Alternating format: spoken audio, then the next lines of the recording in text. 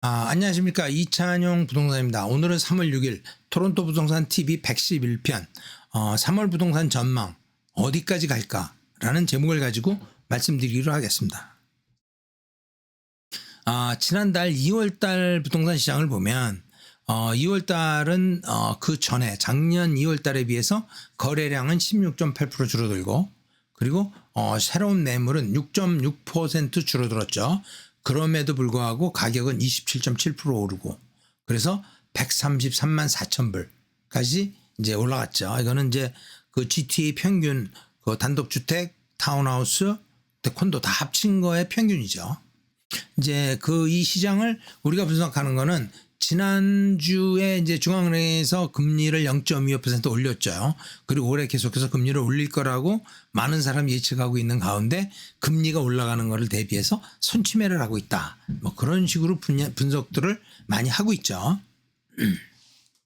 그래서 중앙은행에서 금리를 0.25% 올리면서 일반 시중은행에서도 RBC, TD, BMO, 스코시아 이런 데서 일제히 프라임 레이트를 2.45%에서 2.7%로 0.25% 올렸습니다.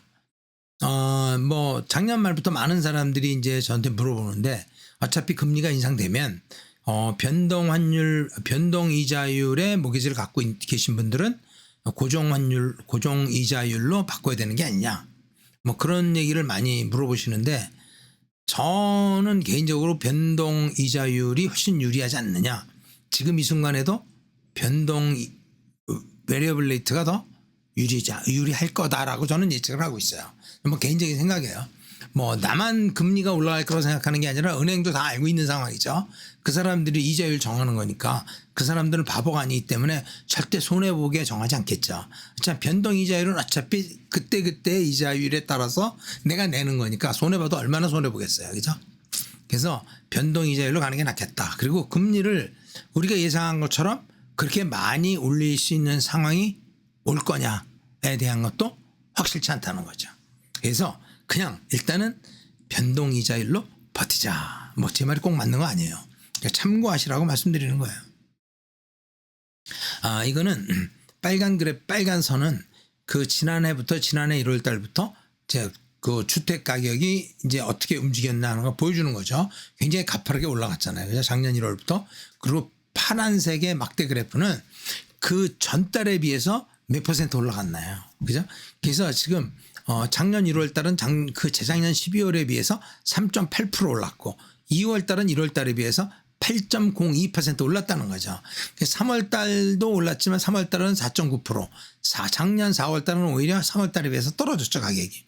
그래서 봄 시장이라는 거는 결국 1월, 2월, 3월 그때가 피크라는 거죠. 물론 4월, 5월도 괜찮아요. 그렇지만 그 전달에 비해서 많이 오르진 않는 거예요. 그리고 대체적으로 보면 4월 첫째 주, 둘째 주쯤 되면 대충 부활절하고 겹치는데 부활절 연휴가 지나고 나면 거래량이 뚝 떨어지는 경향이 있어요. 그래서 만약 올 봄에 내가 집을 팔아야 되겠다 하시는 분들은 더 기다리시지 말고 3월 둘째 주까지는 물건을 내놓으셔야 돼요. 그건 제 생각이에요. 제가 보기엔 그래서 늦어도 3월 둘째 주까지 내놔야 되겠다. 올해도 지금 1월 달에 7.3%, 2월 달에도 7.3% 이렇게 올랐죠. 그 전 달에 비해서 많이 오른 거죠. 근데 3월 달은 얼마나 오를 거냐? 7%까지 안 오르겠죠. 그죠? Somewhere around 여기 어딘가에 오르겠죠. 작년에도 3월 달에 그랬으니까 뭐 알 수 없는 거지만 이제 뭐 끝없이 올라갈 수는 없잖아요. 그죠? 올라갈 땐 많이 올라갈 것 같지만 꼭 그렇지는 않아요. 그죠? 이게 이제 그 1년 동안에 이거는 이제 파란색이 이제 거래량이에요. 거래량. 빨간 거는 이제 가격이고 마찬가지로요. 거래량은 어떻게 되느냐. 거래량은 작년에 그래도 거래가 많이 됐잖아요. 올해는 거래량이 굉장히 초라하죠. 별로 거래가 안 됐어요. 그죠? 그래서 가격은 27.6% 올랐고 지난달에 7.4% 올랐지만 거래량은 전년 대비 17% 내려갔어요. 물론 1월 달에 비해서 거래는 많이 됐어요. 2월 달이. 단독주택을 보면 단독주택도 이제 빨간 거는 토론토, 파란 거는 905예요. 그래서 토론토는 전년 대비 23% 올라갔고 이제 토론토 905 지역은 전년 대비 32.8% 올라간 거죠. 그죠? 그래서 전체적으로 보면 트렌드 이게 약간 오르락내리락 하는 게 있지만 지난달에는 토론토 쪽이 좀 많이 올랐죠. 그렇지만 전반적으로 보면 가격이 같이 올라가면서 점점 그 퍼센티지가 좁혀지고 있다라는 거를 여러분들이 느끼시고 계실 거예요. 그래서 점점 이제 싼 데와 비싼 데의 격차가 줄어들고 있다. 그래서 내가 이왕에 투자한다 그러면 좀 싼 데로 가는 것이 장기적으로 봤을 때 더 투자가 유리하다. 그런 얘기죠. 그러면 어디가 싸냐? 보죠, 잠깐. 보시면 이거는 지금 그 단독 주택에 180만 불이 GTA 평균이에요. 지금 이 순간에 180만 불이 내지 180만 불이야. 평균이라는 뜻이에요, 그냥. 그죠? 평균이고. 그러면 어디가 제일 싸냐? 지금 보면 이제 북쪽 이니스필이라든가 뭐 오렌지빌, 조지나 이런 쪽이 100만 불에서 110만 불대에서 단독 주택을 찾을 수 있어요. 평균 가격으로. 그 다음에 브록, 오샤와, 클래링턴 뭐 이쪽은 동쪽이죠. 동쪽도 110에서 120만 불 선에서 사실 수 있다. 그죠? 오샤와 제가 50만 불대라고 얘기한 게 엊그저께 같은데, 그죠? 하여튼 그렇고 그 다음에 보면 이제 뭐 에이젝스, 듀람 리전, 에이젝스도 동쪽이죠. 그다음에 브래포드는 북쪽이죠, 북쪽. 브래포드, 윗비, 그다음에 토론토 이스트, 스카보로 쪽에, 뉴마켓, 브램턴 이런 쪽이 이제 150만 불에서 160만 불대 살 수 있는 거죠. 피커링 뭐 이런 쪽으로 150에서 160만 불 정도에 살 수 있다. 그리고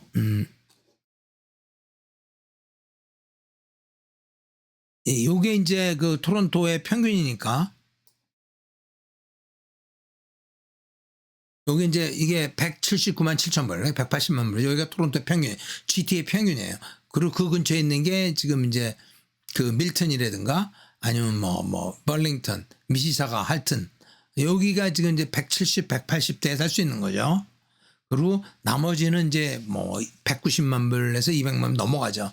뭐 오로라, 그 다음에 이런 것들이 이제 미시사가 이제 190만 불대 되고, 그 다음에 이제 더 제일 비싼 동네는 이제 뭐 여기서 보면 뭐 칼레돈, 마캄, 리치몬드 힐, 반, 옥빌, 그 다음에 토론토 센트럴은 뭐 이제 다운타운하고 노스역 쪽이죠.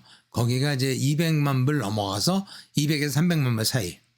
킹시리는 원래 이제 거래량이 얼마 없고 거의 큰 집들이 또 꽤 있잖아요. 그래서 뭐 거래 평균가 300만 불이라 그러지만 뭐 그렇다고 토론토 다운타운보다 더 비싸다는 건 아니에요. 근데 하여튼 이 정도 된다는 거죠. 그래서 전체적으로 보면 이제 그 비싼 집과 싼 집이 뭐 한 2배에서 3배 뭐 그 정도 되죠. 그랬을 때 지금 앞으로 보면 점점 이 간격은 저는 좁아질 거다. 이제 그렇게 예측을 해요. 그래서 뭐 여러분들이 만약 뭐 투자를 하신다면 그런 걸 이제 염두에 두고 보시는 게 좋겠다. 이제 그런 말씀 드리는 겁니다.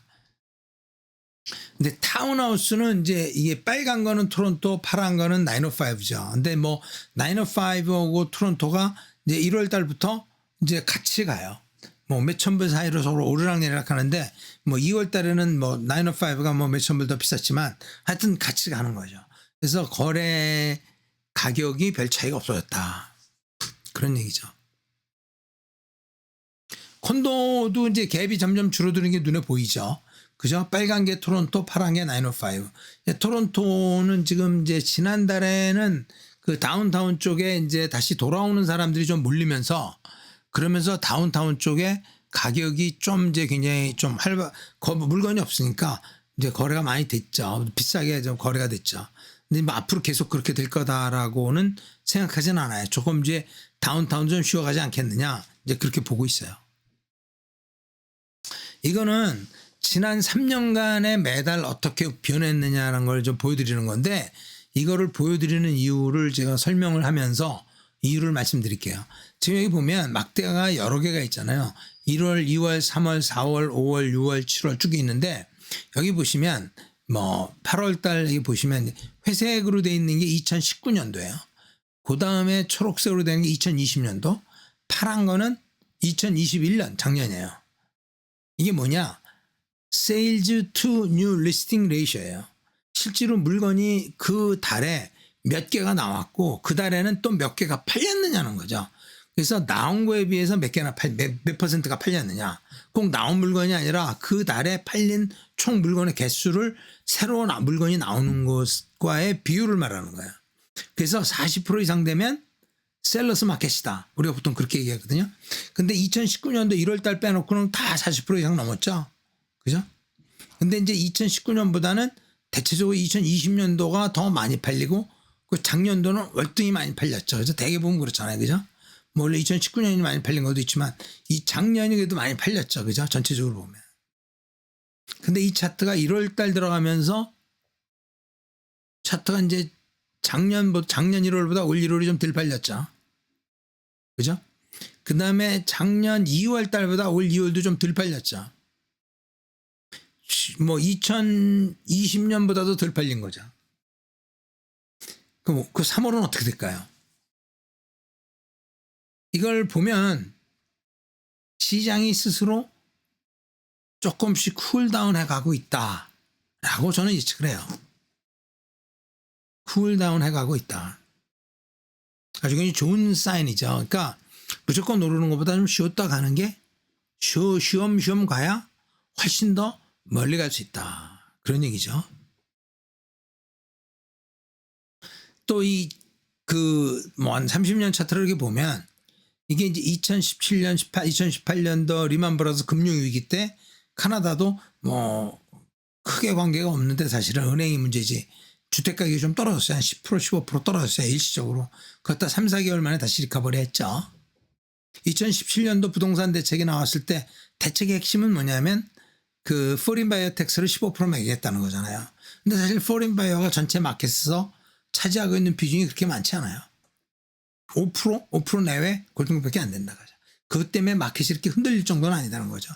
그럼에도 불구하고 한 15% 떨어졌어요. 그리고 15% 떨어진 거를 다시 리커버리 하는데 그 가격까지 올라오는데 3년이 걸렸죠. 이 차트의 그림을 보면 이게 쫙 올라왔잖아요. 포린 바이어 텍스라는 게 시장에 미치는 영향이 크지도 않은데 왜 떨어졌을까? 너무 급하게 올랐기 때문에 쉬어갈 때가 됐어요. 쉬어갈 때가 됐는데 누가 주저앉힌 거예요. 앉은 김에 쉬어가자. 쉬어가는 거예요. 지금도 마찬가지로 좀 봐요.